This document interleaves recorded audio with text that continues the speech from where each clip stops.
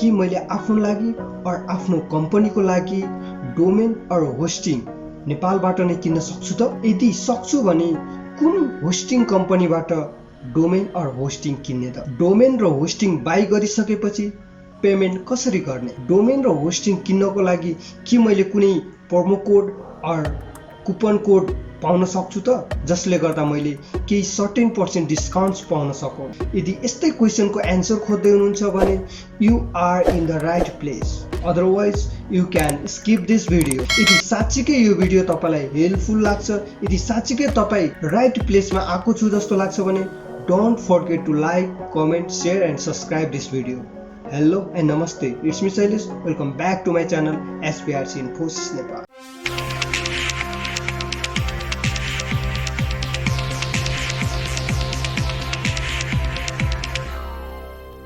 सर्वप्रथम त हामीले डोमेन और होस्टिङ किन्नको लागि कुनै पनि एउटा होस्टिङ कम्पनीको साइटमा भिजिट गर्नुपर्ने हुन्छ, जसमध्ये एउटा babal.host भनेर एउटा babal होस्ट छ, जुन होस्टिङ कम्पनी नेपालकै होस्टिङ कम्पनी हो, जसदेखि हामीले आज किन्नेछौँ।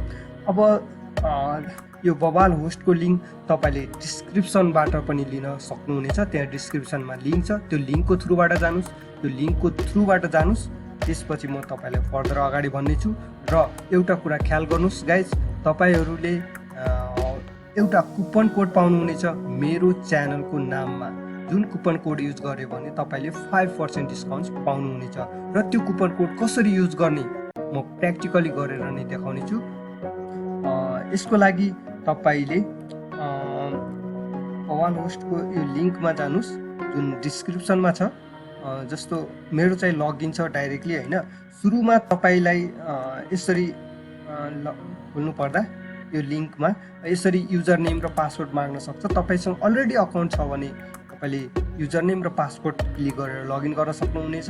यदि तपाईँको अकाउन्ट छैन भनेदेखि तपाईँले क्रिएट न्यू अकाउन्ट और गुगल थ्रु और फेसबुक थ्रुबाट पनि तपाईँले साइन इन गर्न सक्नुहुनेछ।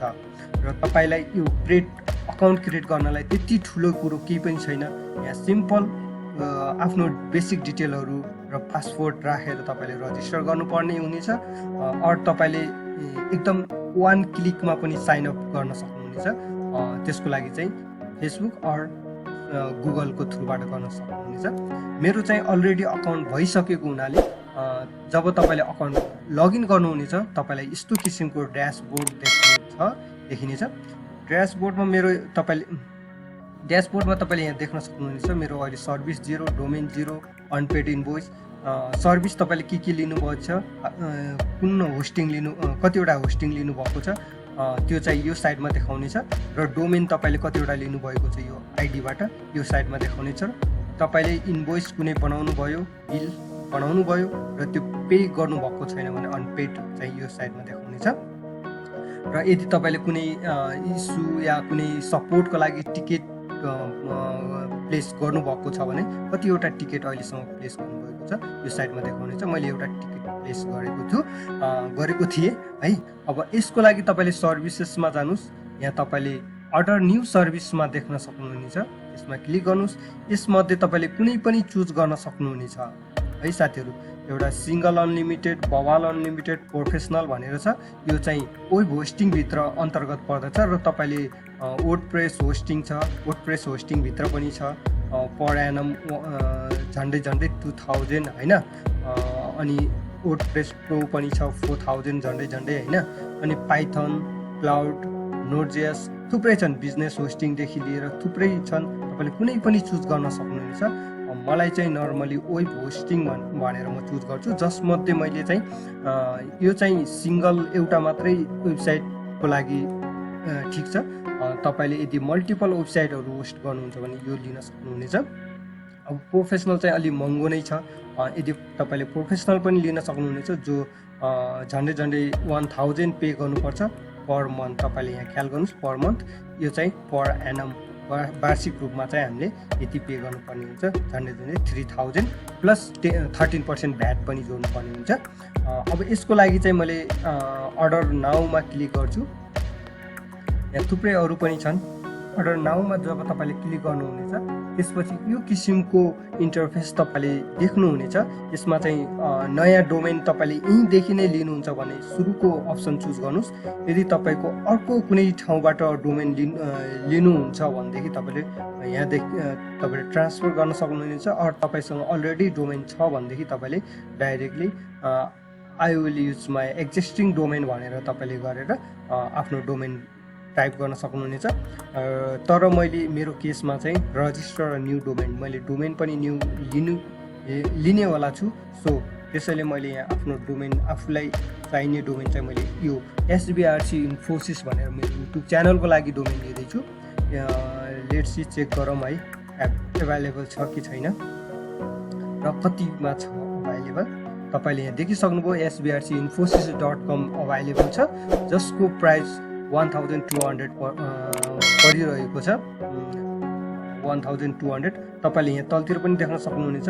यदि मैले sbrcinfosys.xyz लियो भने 349 रुपिस पे गर्नुपर्छ र .org लियो भने 1350 र .net लियो भने 1400 एन्ड .info लियो भनेदेखि चाहिँ तपाईँको 1200 र यदि .shop लियो भनेदेखि 1750 पे गर्नुपर्छ र यदि मैले .tech लियो भनेदेखि 1500 पे गर्नुपर्ने हुन्छ।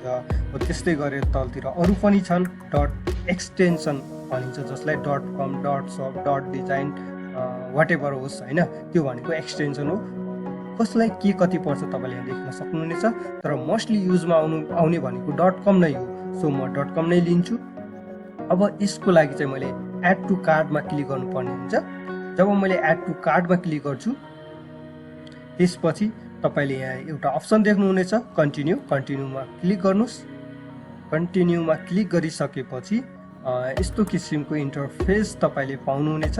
तपाईँले एनुअली 1 वर्षको मात्रै पे गर्ने कि 2 वर्षको पे गर्ने कि 3 वर्षको पे गर्ने, तपाईँको त्यही अनुसारले प्राइस पनि अलिक सस्तो पर्दै जान्छ। जस्तो 15% सेभ हुन्छ यदि तपाईँले 3 वर्षको पे गर्नुभयो भनेदेखि। तर म अहिले चाहिँ एनुअली 1 वर्षको नै पे गर्छु। अब त्यसपछि तपाईँले यो राइट साइडमा देख्न सक्नुहुनेछ अर्डर समरी। अर्डर समरीमा चाहिँ तपाईँले, म यसलाई कन्टिन्यू गर्नेछु। अर्डर समरीमा देख्न सक्नुहुनेछ एनुअली तपाईँको के कति परिरहेको छ र त्यसमा भ्याट 13% लगाउँदा भ्याट चाहिँ 390 रुपिस छ। अब यसलाई मैले कन्टिन्यू गर्छु। अब तपाईँले आइडी प्रोटेक्सन सिलेक्ट गर्नुहोस्। यसलाई सिलेक्ट गरिसकेपछि कन्टिन्यू गर्नुहोस्। त्यसपछि चाहिँ यो अप्सन आउनेछ। यहाँ चाहिँ तपाईँले वेब होस्टिङ बबाल अनलिमिटेडको झन्डै 3000 भनौँ न 1 इयरको तपाईँले यहाँ देख्न सक्नुहुनेछ र डोमेन रजिस्ट्रेसनको 1200 र यसको टोटल समरी गर्नुपर्दा मलाई झन्डै कति पर्न गयो भनेदेखि 4199 रुपिस, जसमा 13% भ्याट 390 रुपिस भ्याट लगाउँदा चाहिँ मेरो एनुअली कति पर्न गयो 4589 रुपिस। 4589 रुपिस। अब मैले तपाईँहरूलाई प्रोमो कोड कसरी युज गर्ने भनेर म सिकाउने छु।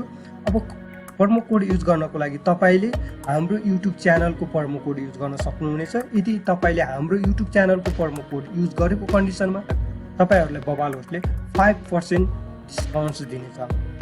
र हाम्रो युट्युब च्यानलको प्रोमो कोड रहेको छ SBRC नेपाल, जो तपाईँले यहाँ देखिराख्नु भएको छ SBRC नेपाल। तपाईँले यहाँ प्राइस हेर्नुहोस् 4589 रुपिस भएको छ। जब मैले यो प्रोमो कोड युज गरेर भ्यालिड कोड भनेर जब मैले क्लिक गर्छु त्यसपछि तपाईँले हेर्न सक्नुहुनेछ 5% डिस्काउन्ट दिएको छ। मैले के प्रोमो कोड युज गरेँ त SBRC नेपाल। हाम्रो यस युट्युब च्यानलको नामबाट तपाईँले नामको प्रोमो कोड तपाईँले युज गरेको कन्डिसनमा 5% डिस्काउन्ट पाउनुहुनेछ र यो डिस्काउन्ट तपाईँलाई बबाल होस्टले नै दिनेछ र तपाईँहरूले पनि युज गर्नुहोस्।